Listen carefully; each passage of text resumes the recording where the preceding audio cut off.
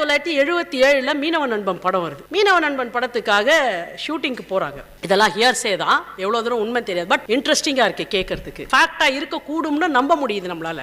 ஏன்னா சர்க்கம்ஸ்டான்ஷியலா பீச்சில் மீனவ நண்பன்னா நேச்சுரலா ஷூட்டிங் பாதி பீச்சில் இருக்கும்.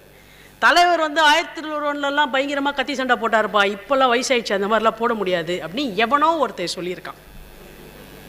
சொன்ன உடனே ஒரு சண்டையை கிரியேட் பண்ணி, நம்பியாருக்கு இவருக்கும் ஒரு சண்டை, ஒரு சட்டியில் கறி இருக்கும், மேலே தொங்கிட்டு இருக்கும். அது சண்டையில் எவன் அந்த சட்டியை முதல்ல உடைக்கிறானோ அவன் ஜெயிச்சவான்னு ஒரு சீனை கிரியேட் பண்ணி, சேம் 1001 ஃபைட்டை 77 மீனவ நண்பன்ல 12 வருஷங்களுக்கு அப்புறம் அதே எனர்ஜியோட அதே சண்டை அதே டைம் லிமிட்ல திரும்பவும் 2 பேரும் கிரியேட் பண்ணாங்கன்னா அது நடிப்புன்னு நினைக்க கூடாது.